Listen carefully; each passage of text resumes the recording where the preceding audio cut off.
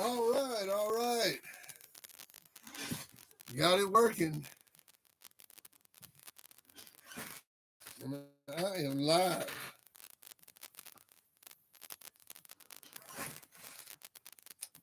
I am live, live, live. Live as you can get.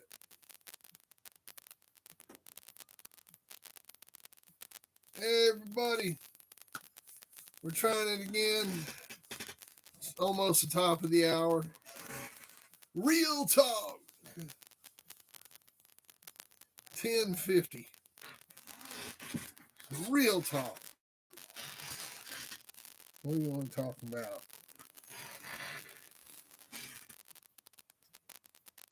No. Talking about dog food. No. Stay away from that puppy chow. Puppy chow makes your dog grow too fast. Causes growth spurts. Just use your grown dog food. And if you need to add some milk to it, get some calf manna. Put that calf maker. Excuse me, not calf manna, calf maker. It's powdered milk, comes in about 10-pound bags. And mix that with your dog food and put a little water in it. Give that to your puppies. And then they get a little bigger and you need to give them dry food. Just powder the dog food with the milk. And then when they get up, big enough, just feed them your regular dog food. They don't need that puppy chow. Stay away from that puppy chow.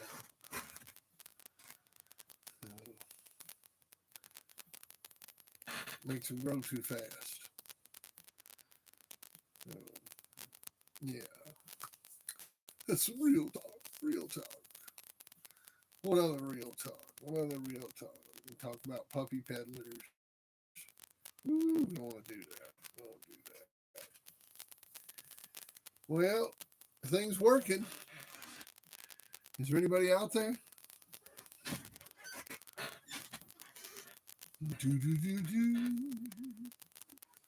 I got it working, y'all.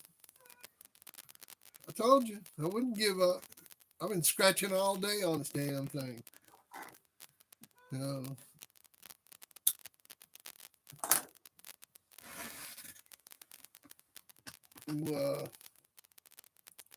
what y'all want to talk about? Hey, Greg. What's going on, man? I got it working. It's working now. I don't know what I did any different. I guess maybe it's just the node. There's less of a load on it or something. And I've just been trying at the top of every hour. And shit, it's working now, brother. So, what are we going to talk about? Let's see here.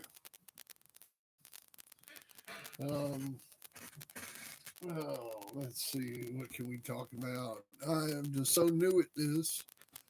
I don't even know what to talk about.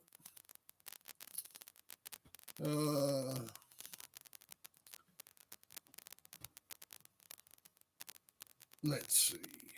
Well, we can talk about. I'm going to the race. I'm going to the race. That's gonna be good. Let's see here. What you got? I've been with you, man. It's been a rough ride. Its quality is that of a VHS from '85, but can't complain. Yeah, at least it's working. Look like Max Headroom. Mayday Dogs. Well, the stuff right off of Mayday back in the day were pretty good dogs. I mean, I saw several of them myself. I lost to that champion May, and she was right off of Mayday. She beat that grand champion Chi Chi dog, and there was a lot of good dogs directly off of Mayday. I think what hurt Mayday was a lot of the females that he was bred to, and maybe Mayday himself. I mean, I don't know. Oh man, it was good talking to you earlier. I'm gonna talk to you again. Sounds like you got an interesting life going on. But Mayday, man, it just I don't know. I don't know about that dog. You know, big old mutt. And that last match was fixed. They didn't even have that match. That thing between him and Tant. Shoot, them guys fixed steak on the grill. I guarantee you there didn't no fur fly that weekend. Guarantee you.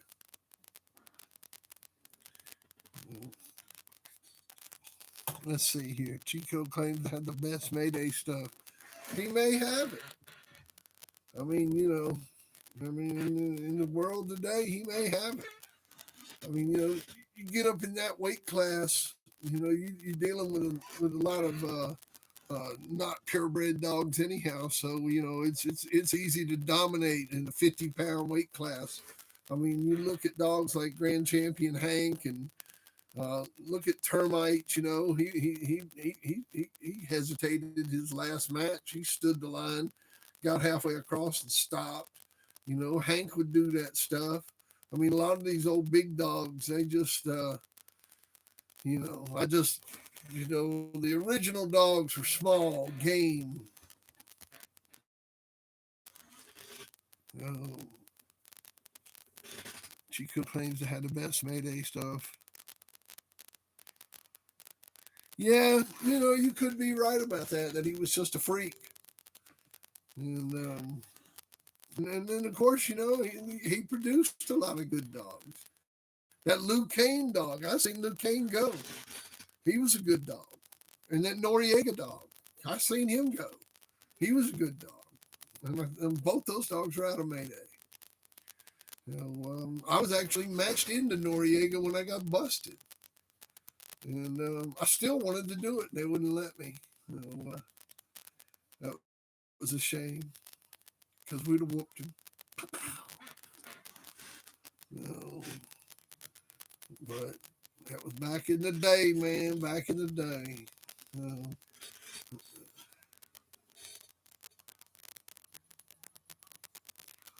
Yeah, they bred him a lot. Victor Acart bred that dog to a lot of bitches. And so, of course, it's easy to get 20 champions when you've got 500 dogs off of him. That's not a difficult thing to do. When you compare it to other dogs that were maybe bred 3 or 4 times and produced half that number of champions.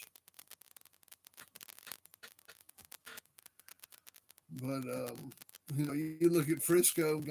God, he was probably bred twice as much as Mayday. So, I mean, how many bitches you think Frisco was bred to? At least what 300, 400, 500 bitches. And what he's produced 20 champions. What percentage is that? 2-3% champions?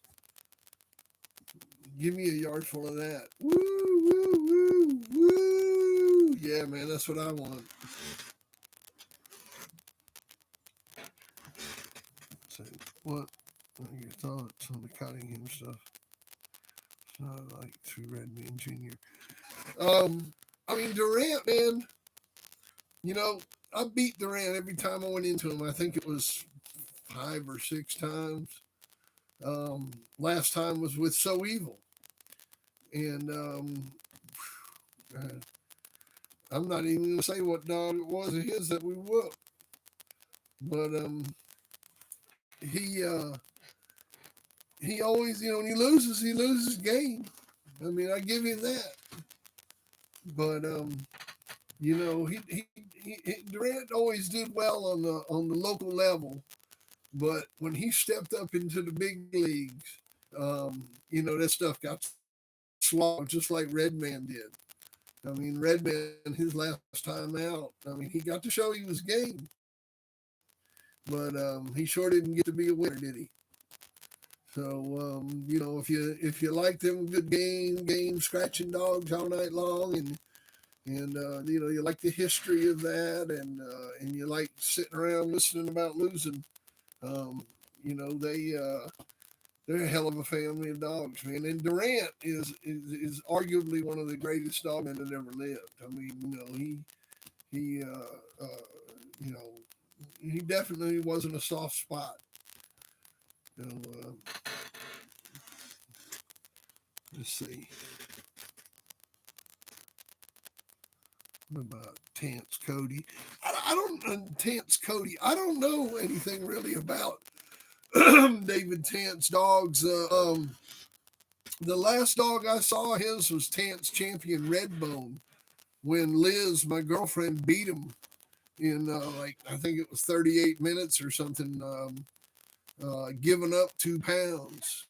So that's the last time. That was the match that he told the feds about. But that's the last time I saw a tan. I don't even know who Cody is. He honestly feels Stompanato was the Eli dog. Maurice would tell you whatever he wanted. Yeah, who knows? Who knows? Maurice always said you had to have a quarter junk in there to make it work. And he might have been handing out junk that year. But, I know that if you got Stompanato, if you got a little bit of that in there,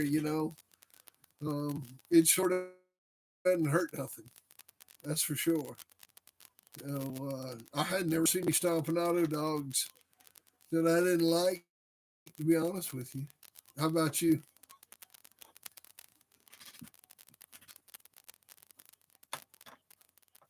Ah, you're welcome, Red Man. You're welcome.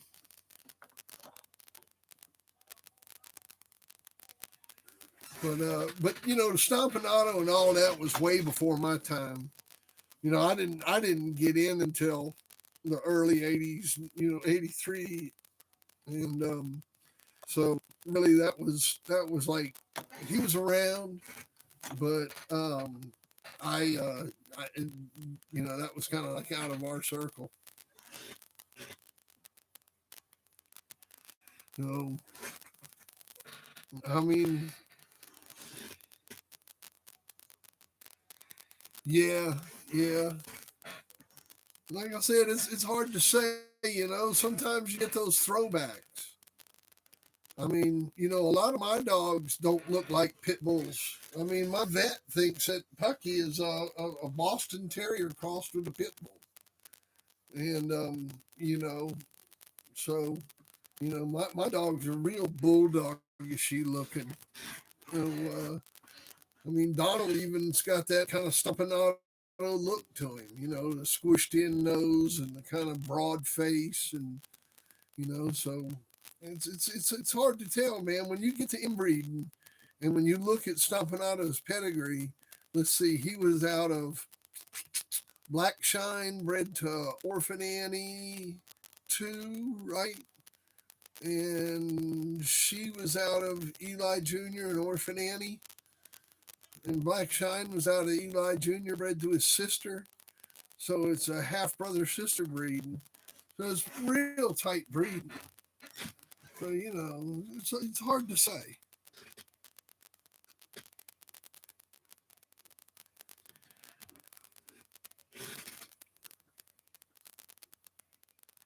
Boxadors or lab mixes.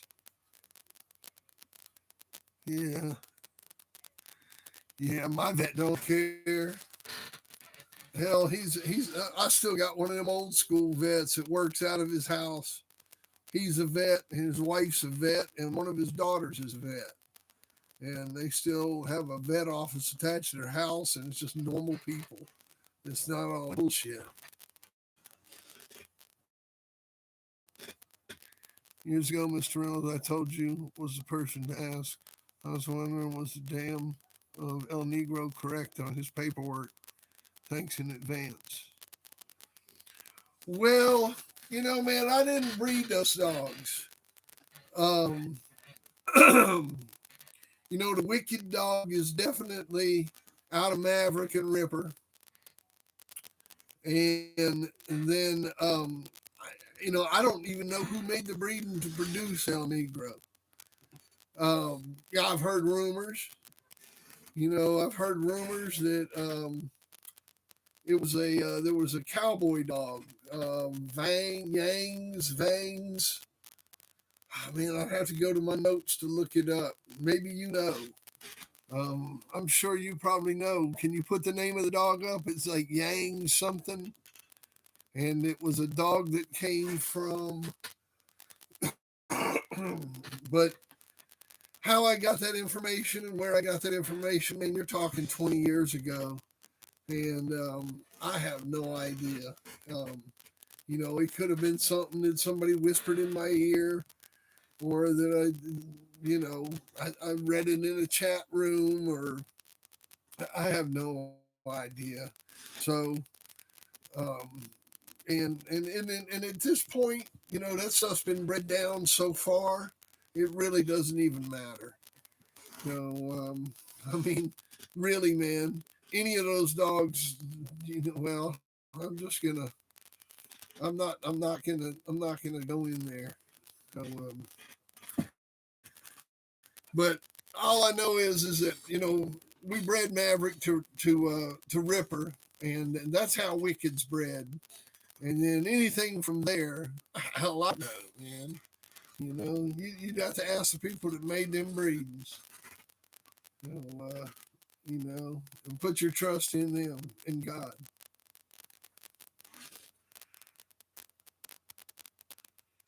Yeah, you damn right, Greg. Damn right.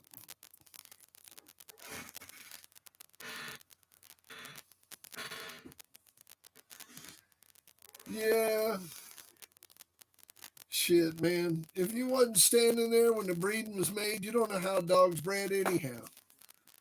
I mean, that's the honest to God truth. I mean, when I sit here and look at the breed, like, for instance, the dog I have here, I've seen every single breed made in that dog's pedigree back last 38 years. I don't have a dog in there where I went and bred to so and so and I got this and now I got to have all this that I don't know how it's bred because so and so made the breedings. Mm-mm. No, no, no. No, no, no, no, no. I know exactly how my dog's bred. And like Don Mayfield said, once you know how your dogs are bred, you got it half whooped. Because once you know how your dogs are bred, then you can make your crosses and you can make them consistently because you know how the genes are going to work because you know how they're bred. And there's nothing weird popping up. And it works really good. All right. Talk about so evil. Well, so evil. Man, that was a bulldog right there. I got him from Russ. Russ made the breeding to produce him. Russ made the breeding to produce so evil, and they said he was a 39, and that he just wasn't a quality dog, but he was game.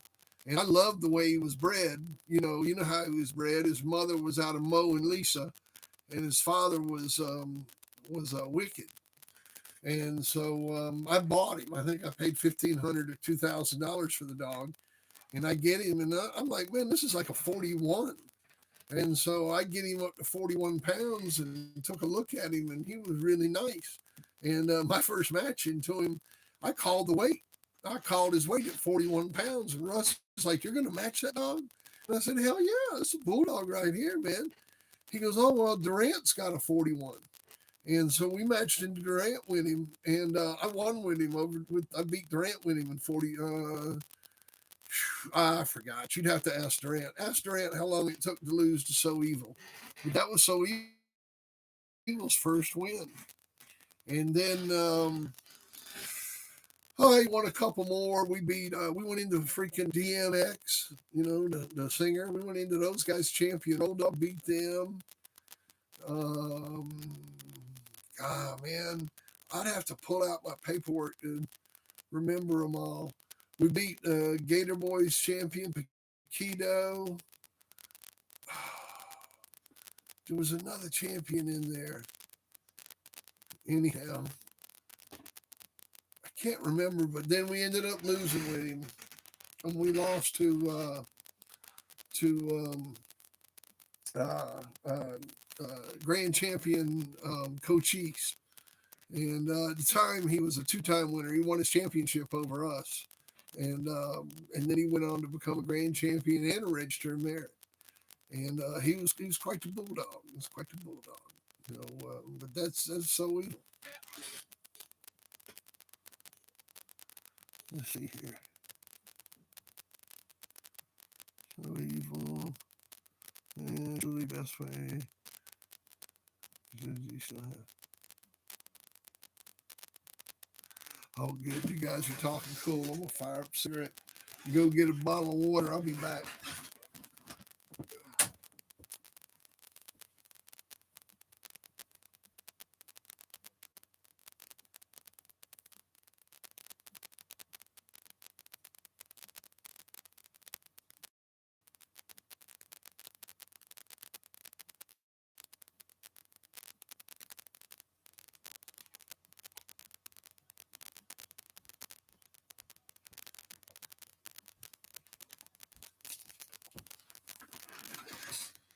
All right, all right. Well, let's see here. Yeah, this thing's working pretty cool, man. I like this. So, but let's see here. Yeah, Greg, I'd like to meet Randy Fox and talk to him. Like I said, I've read all his stuff. He's got a great website. Lots of great information on there.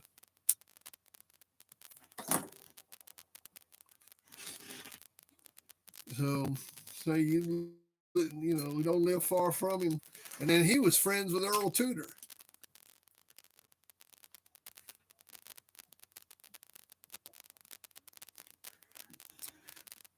I like that line where everybody was trying to get Tudor dogs, and Tudor was trying to get dogs from Randy Fox.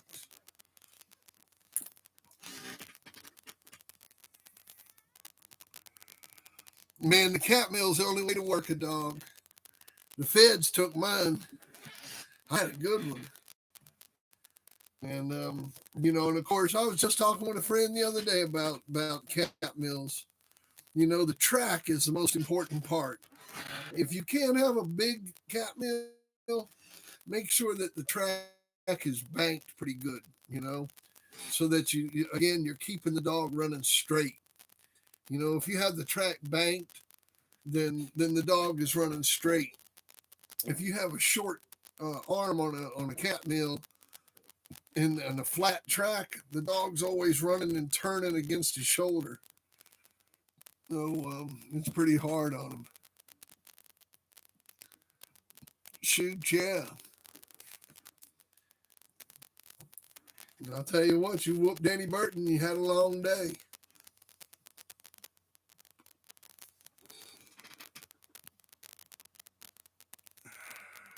But yeah, man,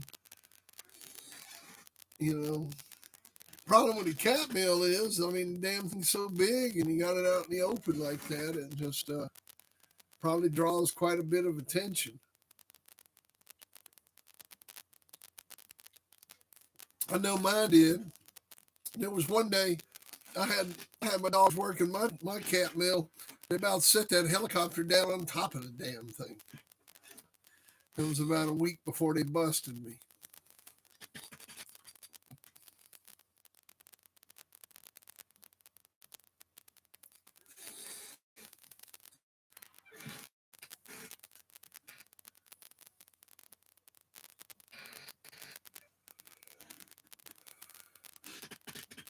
Well, damn, this thing's working good now. We'll just have to use it late at night. And that's better anyhow.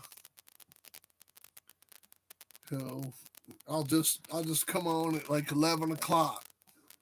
We'll set it up for 11 o'clock at night and try to do it 2 or 3 nights a week.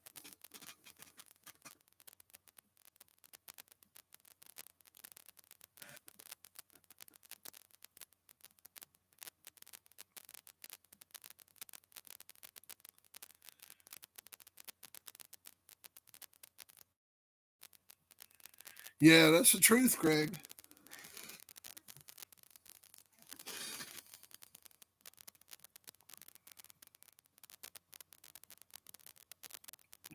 Alvin. Wasn't the dog's name Alvin?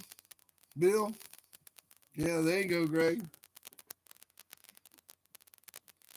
Yeah, that's one of those things you read when you're a kid and you don't forget it. They got that picture of him from the side.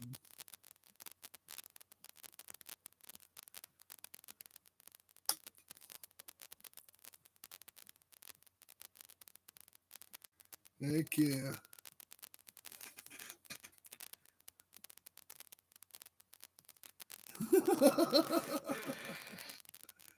Well, it'll probably be pretty damn boring, man. I'll be sitting here smoking camels, talking shit. And then after July, once they legalize weed, I'll be smoking weed and I'll be talking even more shit. So Virginia goes legal recreational after, I think, July 7th of this year. So that'll be funny. But right now, we won't be doing anything stupid like that. Yeah, we try these glasses again. I need to get used to using them. See, now I can read that from here. Yeah, Alvin the dog. I can read that.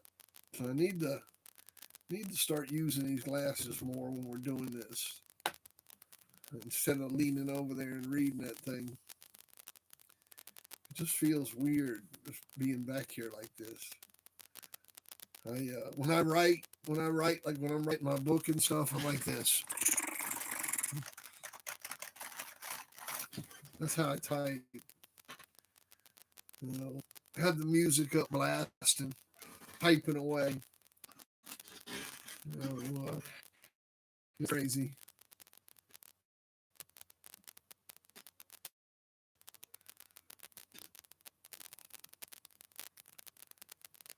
Yeah, man, Oklahoma sounds like a good place to live. You know, I keep saying I stay in Virginia because I'm close to the ocean, but I never go. So it really doesn't matter where you live.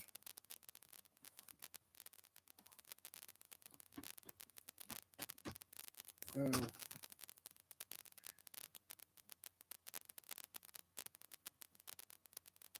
it's 4,000. So you can have 4,000 plants as a homeowner out there, huh?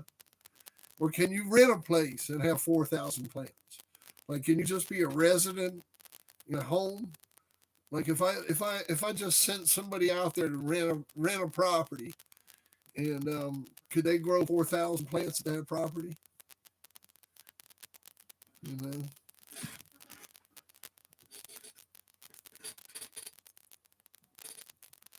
that's what I need to do is send Matt out there. My buddy in St. Louis, he loves all that shit. Man, he was one of them cats who used to run from California to God knows where. He'd go out there when they were doing all the trimming, and he'd go out there and trim and trim and trim, and then he'd do whatever and go wherever, and you know. Oh yeah, oh yeah. No, but that was that was back in the day, man. We're talking. Hell, they pinched his ass. I caught him with like I think $100,000 in cash or some shit like that. No. 2-year residency requirement. Uh, so you just can't move into the state and start throwing down. Well, well, that's good. That's a good thing. Oh,